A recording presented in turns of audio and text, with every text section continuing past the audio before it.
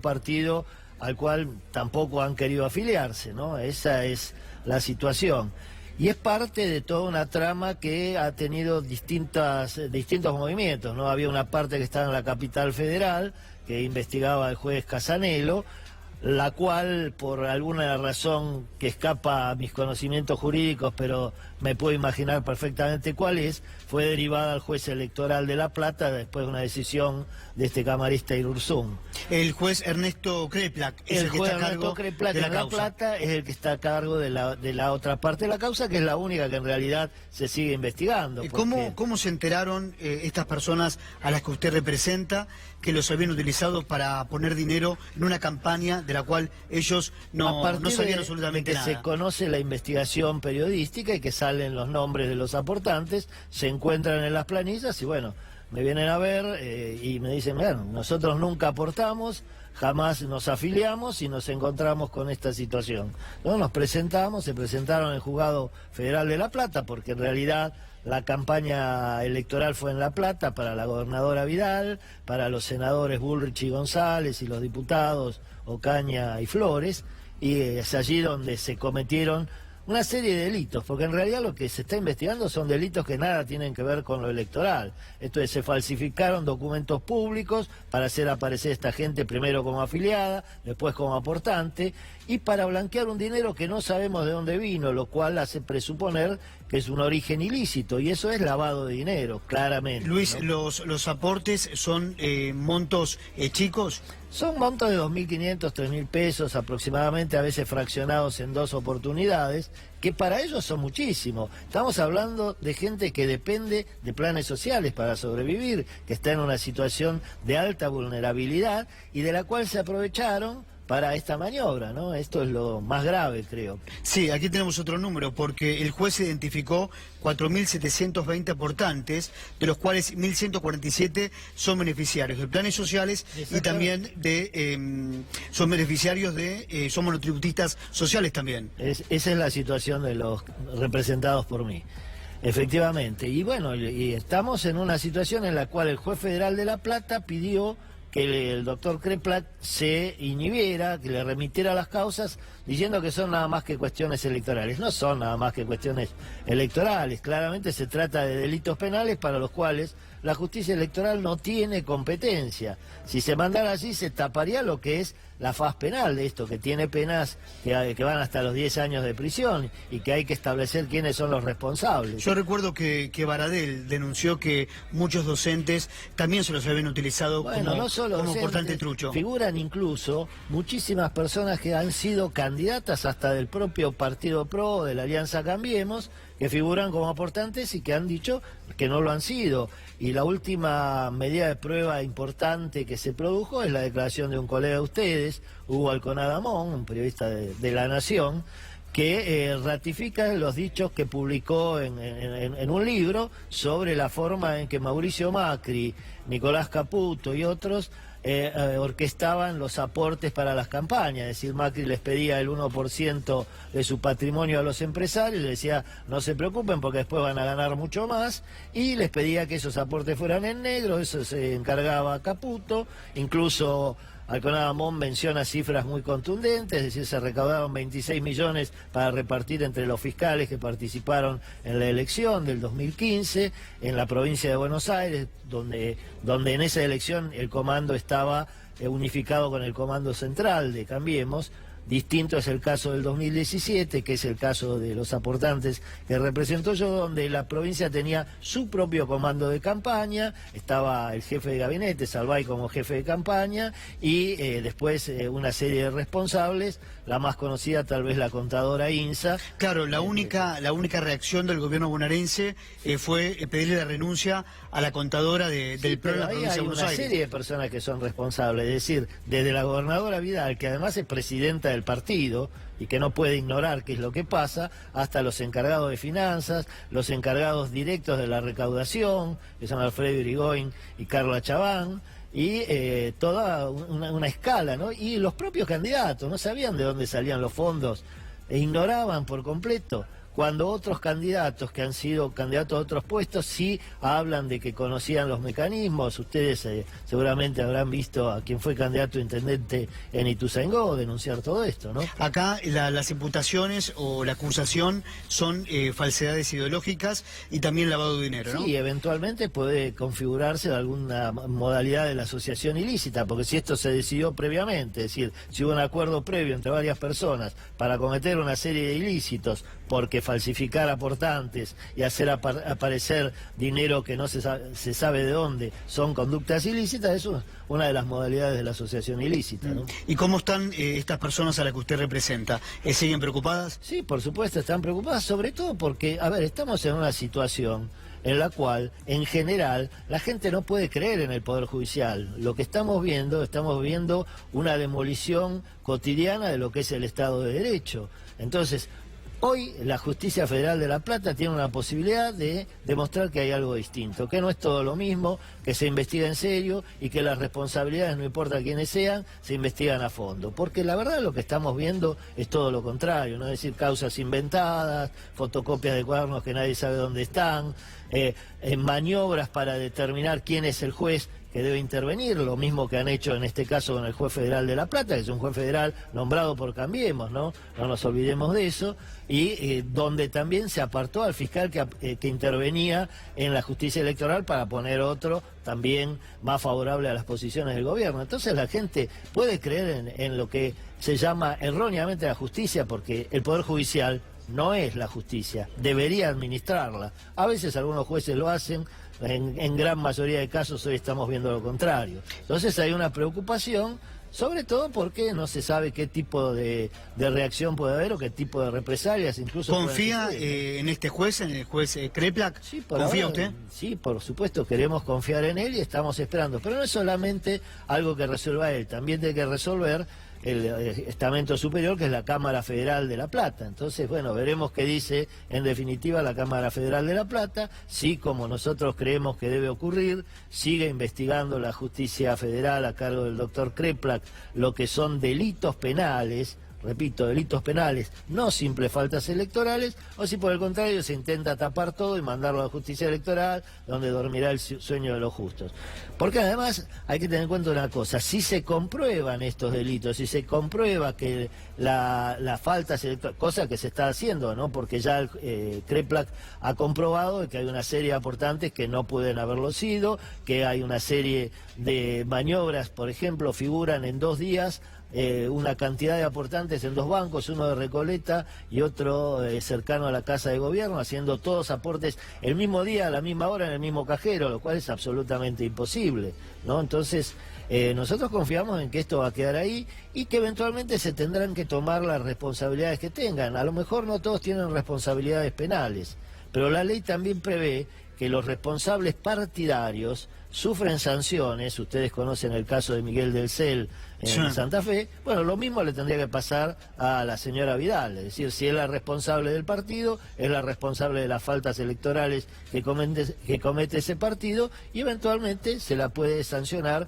con una inhabilitación para ejercer cargos públicos. Por eso yo le decía que el gobierno bonaerense, la gobernadora, se despega de este caso. ¿Cómo se va a despegar si la presidenta del partido? Pero ella se despega solamente despidiendo a la contadora, Luis. Esto es como tratar de cortar siempre el hilo por lo más delgado. Acá hay una escala de responsabilidades en la cual la mayor responsabilidad, por lo menos política, es la presidenta del partido, y esa es María Eugenia Vidal. Y los jefes de campaña son los que tendrán que responder. No solamente una contadora, ni pensar, bueno, sacrificamos un peón para poder seguir todo igual. Eso sería muy lamentable, porque sería consagrar una impunidad en relación con causas que son absolutamente graves y que aparte muestran una distinta manera de tratar las cosas. Porque, por ejemplo, si vemos en la causa esta de la fotocopia de los cuadernos, hay un empresario, Gerardo Ferreira, que está detenido porque hizo aportes y confesó haberlos hecho. Dijo, sí, yo hice aportes porque estaba de acuerdo con la ideología del gobierno. En ese caso no se los trata como faltas electorales. Ferreira está detenido hace largo rato, acusado de ser partícipe o organizador o jefe, ya no sabemos qué, de una asociación ilícita, mientras que en estos otros casos donde los aportes falsos están comprobados, es decir, nadie aportó voluntariamente, Ferreira dijo que sí, acá todos dicen que no, acá no hay ningún responsable. Es decir, hay una vara distinta. Ya que mencionó la causa de los cuadernos, lo llevo a ese terreno.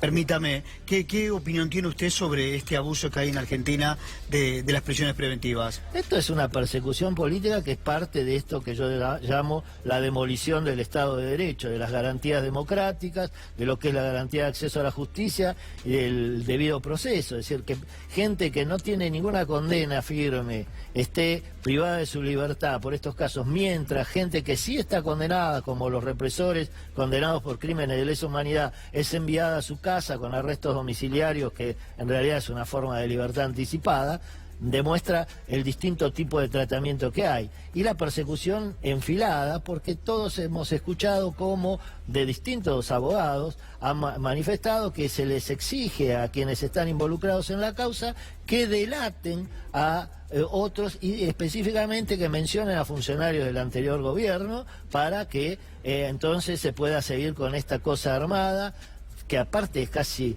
imposible. Es decir, yo soy profesor de Derecho hace 30 años, nunca escuché que una cosa como esta, que un periodista diga que recibió una serie de cuadernos que además serían la primicia del año, ¿no? Si fueran reales, como para no mencionarlos o publicarlos. Pero en vez de hacerlo va a haber a un fiscal amigo en un café. El fiscal no hace la denuncia como está obligado por la ley procesal y por la ley de fondo. Que debería haberla mandado a sorteo, sino que se queda con las fotocopias, no pide los originales tampoco, se quedan las fotocopias 4 meses y después de esos 4 meses decide, cuando le toca a él estar de turno con este otro señor Bonadío, que ahora sí vamos a investigar, justo en el mismo momento, casualmente, en que había estallado la crisis por la causa de los aportantes, ¿no? De los falsos aportantes. Nadie puede creer que esto es serio. Además, sobre esa fotocopia se arma toda una investigación. Nosotros tuvimos una abogada también, que ella daba este ejemplo, ¿no? Te detengo para que confieses, sobre esa confesión salgo a buscar pruebas. Sí, no, pero además, primero arman una cosa supuestamente con los cuadernos de este señor, que aparte es casi imposible de creer que una persona que se desempeñaba como chofer escuchaba las conversaciones que se daban en el gabinete de ministros entre el presidente y sus ministros, como dice que escuchaba, ¿no? Además, pasaba el dinero, todos le mostraban dinero así abiertamente y nadie se cuidaba. Es un absurdo. Pues supongamos que hubiera sido así. Los cuadernos no existen. Nada más que fotocopias, lo cual impide que se periten y que uno sepa cuándo se escribieron, porque es imposible hacerlo y quién los escribió. Entonces, no solo eso, sino que con esos cuadernos se detiene un montón de personas. Directamente se los detiene, no se los llama a prestar declaración, nada, los detienen. Y los empiezan a exigir de que se arrepientan, entre comillas, para recuperar la libertad. Y si no, siguen presos. Los que se arrepienten, y vuelvo a decirlo entre comillas, porque lo que es esta ley no es una ley del arrepentido, sino una ley del delator premiado, no coinciden con lo que dicen los cuadernos, y sin embargo todo sigue adelante. El juez saca una resolución de 551 páginas, que también es un culto al disparate, porque empieza diciendo que las cosas fueron más o menos así. En derecho son o no son. No hay más o menos. Usted recién lo decía, está en riesgo el Estado de Derecho y el sistema de representación democrática en Argentina. Por supuesto, es decir, lo que hay es un descrédito de lo que es el Poder Judicial, que aparte es el único poder que no está sometido a un escrutinio popular, porque los otros dos poderes, mal que mal, la gente vota y elige sus representantes, bien o mal, a veces se equivoca, lo estamos viendo, pero bueno, a veces es engañada también. Pero al Poder Judicial no lo elige nadie. Y no lo controla nadie. El mecanismo de control que debería haber, que está en el Consejo de la Magistratura, hoy está totalmente pervertido, porque el gobierno, después de una serie de maniobras, ha logrado ubicar a gente adicta a él en esos cargos. Y además hemos escuchado claramente al presidente decir, si no nos gustan estos jueces, los cambiamos por otros. Y lo ha hecho. Además, el caso, ustedes lo conocen muy bien, por el caso en que están detenidos los empresarios propietarios de este medio, cuando hubo un fallo que les dio la libertad, al presidente no le gustó, dijo que eso no era lo que se había acordado, y los dos camaritas que habían firmado ese fallo terminaron desplazados de sus cargos. Así que bueno, si ustedes creen que eso es un Estado de Derecho con garantías democráticas, es prácticamente imposible. Decía Juan Grabois en un reportaje que le realizaron que hoy Comodoro Pi se convirtió en un desfile de opositores, ¿no? Sí, bueno, porque es un mecanismo de persecución política, de impedir, que no pasa solamente aquí en la Argentina, lo hemos visto en Brasil con los desastrosos resultados que acarreó eso, lo vemos en Ecuador, donde Correa está exiliado prácticamente, lo vimos en Paraguay con la destitución de Lugo, es decir, en los 60, 70... los militares en los países de América del Sur se entrenaban en la Escuela de las Américas, en Estados Unidos, volvían y hacían golpes de Estado. Ahora los que se entrenan en Estados Unidos son los jueces, vuelven y hacen golpes judiciales. Bueno, eligió a Sergio Moro como ministro de Justicia. Ahí cierra de Bolsonaro, perfectamente, ¿no? las cosas. Bolsonaro lleva a Moro, un personaje que no sé por qué tanto barullo. Lo que uno debería estar es preocupadísimo por la situación del Estado de Derecho en Brasil. Porque Moro es el juez que dice, sin pruebas, dice, yo no tengo prueba de que usted haya hecho esto, le dice a Lula, pero tengo mi íntima convicción que lo hizo y entonces lo condeno. Sin prueba no se puede condenar a nadie, esto es un principio básico de todo Estado de Derecho. Bueno, Moro hizo lo contrario y todos lo aplauden y ahora va a ser ministro de Justicia de un señor que aparte ha hecho manifestaciones de fascismo explícito como Jair Bolsonaro, ¿no?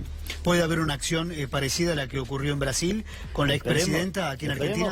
Esperemos que no, pero bueno, uno teme. A la expresidenta ya la acusaron de 7 asociaciones ilícitas, lo cual también es absurdo. Si hizo una y con esa cometió todo, pero no se hacen 7. Y en una de esas 7, aparte, como máximo absurdo también, incluyen a la hija, que en esos momentos tenía 12 años. O sea que para ninguna ley penal podría ser imputable. Pero bueno, eso es parte de los disparates que hay ahora, ¿no? Bueno, y cuando Garabano intentó opinar distinto a lo que piensa el Gabinete Nacional, allí salió Elisa Carrió. Yo no sé, bueno, Garabano y Elisa Carrió son dos personajes que no me merecen ninguna simpatía, y la verdad que hablar y las peleas entre ellos son nada más que disputas de poder, pero nada de lo que dicen es cierto, es decir, nada de lo que se ha dicho es correcto. A ver, seamos claros, Garabano es ministro de Justicia y Derechos Humanos, tiene responsabilidad en el tema, es el ministro que se encargó de apretar a la procuradora Gil Carbó, no hablemos entonces claramente de que hay una responsabilidad de ellos también, y esto es compartida por todos, porque lo han dicho todos y les parece muy claro, ¿no? Y bueno, y después tenemos otras figuras, las declaraciones de Patricia Bullrich, incluso ahora burlándose hasta de los fallos de la Corte actual, ¿no? Es decir, la Corte que ellos conformaron con 2 magistrados que nombraron por un decreto, que deberían, por una cuestión mínima de ética, no haber aceptado el cargo, pero lo hicieron, y uno de ellos hoy es presidente de la Corte. Esa Corte dijo que la prisión preventiva del policía Chocobar estaba bien por el delito de homicidio. Me da pie para preguntarle, no sé si tenemos para escucharlo, lo que dijo Patricia Bullrich. Sí, yo lo he escuchado, por eso digo... El que quiere estar armado, que está armado, el que no. Bueno, ese es otro disparate.